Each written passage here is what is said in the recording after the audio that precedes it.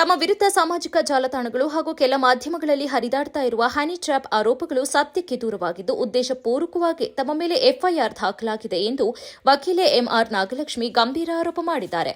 ಪತ್ರಿಕಾಗೋಷ್ಠಿಯಲ್ಲಿ ಸೋಮವಾರ ಮಾತನಾಡಿದ ಅವರು, ಘಟನೆಗೆ ಸಂಬಂಧಿಸಿದಂತೆ ಸಂಪೂರ್ಣ ಸತ್ಯ ಹೊರಬರಲು ಉನ್ನತ ಮಟ್ಟದ ತನಿಖೆ ನಡೆಯಬೇಕು. ತಾವು ನಿರಪರಾಧಿಗಳಿಗೆ ನ್ಯಾಯ ಒದಗಿಸುವ ಉದ್ದೇಶದಿಂದ ಮಾತ್ರ ಕೆಲಸ ಮಾಡುತ್ತಿದ್ದು, ಗುಣವತಿ ಪ್ರಕರಣದಲ್ಲಿ ಪೀಡಿತೆಯ ಪತಿಯ ಮನವಿಯ ಮೇರೆಗೆ ದೂರು ಬರೆದಿಟ್ಟುಕೊಂಡಿದ್ದೇ ಹೊರತು ತಮ್ಮ ಪಾತ್ರವಿಲ್ಲ ಎಂದು ಸ್ಪಷ್ಟಪಡಿಸಿದರು. ಆದರೆ ಹಿಂದಿನ ಪ್ರಕರಣದ ಹಿನ್ನೆಲೆಯಲ್ಲಿ ಪಿಎಸ್ಐ ಅಭಿಜಿತ್ ದ್ವೇಷದಿಂದ ಸುಳ್ಳು ಎಫ್ಐಆರ್ ದಾಖಲಿಸಿದ್ದಾರೆ ಎಂದು ಆರೋಪಿಸಿದರು. ಮಾರ್ಚ್ 16ರಂದು ತಮ್ಮ ವಿರುದ್ಧ ಪ್ರಕರಣ ದಾಖಲಿಸಿ ಯಾವುದೇ ವಾರೆಂಟ್ ಇಲ್ಲದೆ ಬಂಧಿಸಲು ಯತ್ನಿಸಿದ್ದು ಕಾನೂನು ವಿರುದ್ಧ ಎಂದು ಆಕ್ಷೇಪಿಸಿದರು. ಹನಿ ಟ್ರ್ಯಾಪ್ ಆರೋಪ ಸಂಪೂರ್ಣ ಸುಳ್ಳು ಎಂದು ಹೇಳಿದ ಅವರು, ಪ್ರಕರಣದ ಕುರಿತು ಉನ್ನತ ಮಟ್ಟದ ತನಿಖೆ ನಡೆಸಿ ಸತ್ಯ ಹೊರತರುವಂತೆ ಆಗ್ರಹಿಸಿದರು. ನನಗೆ ಇವತ್ತಿಗೂ ಕಾಡ್ತಾ ಕೂತಿದೆ. ಆದರೆ ಆಕೆಗೆ ದಡ್ಡಿ ಏನಿರಲಿಲ್ಲ. ಅವಳಿಗೆ ನಾನು ಬಲವಂತವಾಗಿ ಕಂಪ್ಲೇಂಟ್ ಕೊಡಿಸೋದ್ರಿಂದ ನನಗಿರೋ ಲಾಭನೂ ಇರಲಿಲ್ಲ. ನಾನು ಇದನ್ನ ದುಡ್ಡು ಮಾಡಬೇಕು ಅಂತ ಅಂದಿದ್ರೆ ಖುದ್ದಾಗಿ ಮಹಾದೇವನ್ನ ಮೀಟ್ ಮಾಡಿ ಕೇಸೇ ಸ್ಟೇಷನ್ಗೆ ಬರೋದ ರೀತಿಯಲ್ಲಿ ನಾನು ಮಾಡ್ಬೋದಿತ್ತು. ಆದರೆ ನಮಗೆ ಬೇಕಾಗಿದ್ದು ನ್ಯಾಯ, ಹಣ ಅಲ್ಲ. ಆಕೆ ಹೇಳಿದ್ದು ನನಗೆ ಅನ್ಯಾಯ ಆಗಿದೆ, ನ್ಯಾಯ ಕೊಡಿಸಿ ಅಂತ. ನಾನು ವಕೀಲೆ ಆಗಿದೆ ವೃತ್ತಿಯಲ್ಲಿ, ಹಾಗಾಗಿ ನಾನು ನ್ಯಾಯ ಕೊಡಿಸ್ಬೇಕು ಅಂತ ಹೋದೆ. ಆದರೆ ಅಭಿಜಿತ್ ಮತ್ತೆ ನನ್ನ ನಡುವೆ 1 ವರ್ಷದ ಹಿಂದೆ ಒಂದು ಪ್ರಕರಣದಲ್ಲಿ ಜಿದ್ದಾಜಿದ್ದಿ ಇತ್ತು.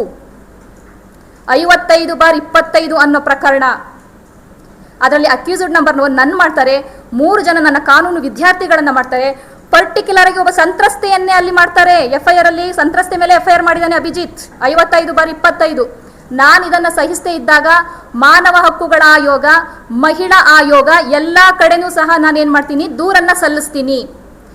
ಈ ಪ್ರಕರಣದಲ್ಲಿ ಏನು ಮೇನ್ ವಿಟ್ನೆಸ್ ಇತ್ತು ಅಂತಂದ್ರೆ, ನಮ್ಮ ಲೋಕಸಭಾ ಹಾಸನದ ಲೋಕಸಭಾ ಸದಸ್ಯರಾದಂತಹ ಶ್ರೀಯುತ ಶ್ರೇಯಸ್ ಪಟೇಲ್ ಅಂತ ಏನಿದ್ದಾರೆ, ಅವರ ಆತ್ಮೀಯರು ಆ ಹುಡುಗಿ ಮೇಲೆ ಅತ್ಯಾಚಾರವನ್ನ ಮಾಡಿರ್ತಾರೆ.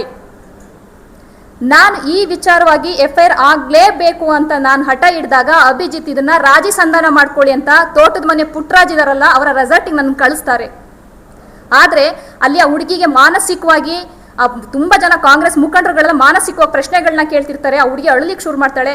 ಬೇಡಮ್ಮ, ಇದು ಕಾನೂನು ವ್ಯಾಪ್ತಿನಲ್ಲಿ ನಿಂಗೆ ಹೋರಾಟ ಆಗಲಿ, ರಾಜಿ ಗೀಜಿ ಏನು ಬೇಡ ಅಂದ್ರೆ ಇವ್ರು ಯಾಕೆ ಪೊಲೀಸ್ನವ್ರು ನಮ್ಗೆ ಇಷ್ಟು ಹಿಂಸೆ ಕೊಡ್ತಿದ್ದಾರೆ ಅಂತ ಹೇಳ್ಬಿಟ್ಟು ನಾನು ಅಲ್ಲಿಂದ ಹುಡುಗಿಯನ್ನ ಕರ್ಕೊಂಡೋಗಿ ಇದೇ SP ಮೇಡಮ್, ಅವಾಗ ಮೊಹಮ್ಮದ್ ಸುಚಿತಾ ಅಂತ ಇದ್ರಲ್ಲ, ಆ ಟೈಮ್ನಲ್ಲಿ ಕರೆಕ್ಟಾಗಿ ಮಾರ್ಚ್ 22ನೇ ತಾರೀಕು ನಾನು ಸುಚಿತಾ ಮೇಡಮ್ ಅವ್ರ ಹತ್ರ ಬಂದು ಕಂಪ್ಲೇಂಟ್ನ ಮಾಡಿದಾಗ ಮೇಡಮ್ ಅಲ್ಲೇ ಫೋನ್ ಮಾಡಿ, ಯಾರ್ರಿ ನೀವು ಇದು ಯಾಕ್ರಿ ಹಿಂಗೆ ಮಾಡಿದ್ದೀರಾ, FIR ಮಾಡ್ರಿ, ಇದು ಏನಿದೆ ಅದು ಮುಗಿಸ್ಕೊಡ್ರಿ ಅಂತ ಹೇಳಿದಾಗ 23ನೇ ತಾರೀಕು 54/25 ಗಂಗಾಧರ್ ಮೇಲೆ FIR ಆಗುತ್ತೆ. ಆಗಸ್ಟ್ ತಿಂಗಳಲ್ಲಿ ಅದು ಚಾರ್ಜ್ ಶೀಟ್ ಕೂಡ ಸಲ್ಲಿಕೆ ಆಗುತ್ತೆ. 1 ಅವರಲ್ಲಿ 55/25 ನನ್ನ ಮೇಲೆ FIR ಆಗುತ್ತೆ. ನನ್ನ ಮೇಲೆ, ನನ್ನ ಸ್ಟೂಡೆಂಟ್ ಮೇಲೆ, ಸಂತ್ರಸ್ತೆ ಮೇಲೆ ಕೂಡ FIR ಮಾಡಿದ್ದಾನೆ ಅಭಿಜಿತ್. ಒಂದು ಹುಡುಗಿ ಸ್ವಾತಿ ಅಂದ್ರೆ ಯಾರು ಅಂತ ಗೊತ್ತಿಲ್ಲ, ಒಂದು FIR ಆಕೆ ಮೇಲೆ ಕೂಡ ಆಗುತ್ತೆ ಇದು. ಆದರೆ ಇದನ್ನು ನಾನು ಸಹಿಸದೆ ನಾನು ಏನು ಮಾಡ್ತೀನಿ, ಎಲ್ಲ ಆಯೋಗಗಳಿಗೂ ಇವ್ರ ಮೇಲೆ, ಅಭಿಜಿತ್ ಮೇಲೆ ಅಲಿಗೇಷನ್ ಮಾಡಿ ನಾನು ಕಂಪ್ಲೇಂಟ್ ಮಾಡ್ತೀನಿ. ಅರಸೀಕೆರೆ ಸ್ಟೇಷನ್ಗೆ ಇದ್ರ ತನಿಖೆಗೆ ಹಾಕ್ತಾರೆ. ಅರಸೀಕೆರೆ ಸ್ಟೇಷನ್ನಲ್ಲಿ ಇದನ್ನು ತನಿಖೆಗೆ ಹಾಕ್ತಾರೆ. ಆದರೆ ಅರಸೀಕೆರೆ ಸ್ಟೇಷನ್ನಲ್ಲಿ ನಿಷ್ಪಕ್ಷಪಾತವಾದಂತಹ ತನಿಖೆ ಆಗೋದಿಲ್ಲ. ನನಗೆ ಒಂದು ಗ್ಯಾರಂಟಿ ಇತ್ತು, ನನ್ನ ಹತ್ರ ಇರೋ ಎವಿಡೆನ್ಸಿಗೆ ನ್ಯಾಯಾಲಯದಲ್ಲಿ ನ್ಯಾಯ ಸಿಕ್ಕೇ ಸಿಗುತ್ತೆ, ಪ್ರಾಸಿಕ್ಯೂಷನ್ ಆಗಲಿ ಅಂತ ಹೇಳ್ಬಿಟ್ಟು ನಾನು ಸುಮ್ಮನೆ ಆಗ್ತೀನಿ. 55/25 ಇದುವರೆಗೂ ಸಹ ಕೋರ್ಟ್ಗೆ ಅದು ಚಾರ್ಜ್ ಶೀಟ್ ಆಗಿ ಸಲ್ಲಿಕೆ ಆಗಿಲ್ಲ. ಈ ಹಳೆ ದ್ವೇಷಕ್ಕೋಸ್ಕರವಾಗಿ ಕಾಂಗ್ರೆಸ್ನ ಮುಖಂಡರು ಮತ್ತು ಪತ್ರಿಕಾಗೋಷ್ಠಿಯಲ್ಲಿ ಗುಣವತಿಯ ಪತಿ ಶಮಂತ್, ಅತ್ತೆ ಮೀನಾಕ್ಷಿ ಸೇರಿದಂತೆ ಇತರರು ಉಪಸ್ಥಿತರಿದ್ದರು.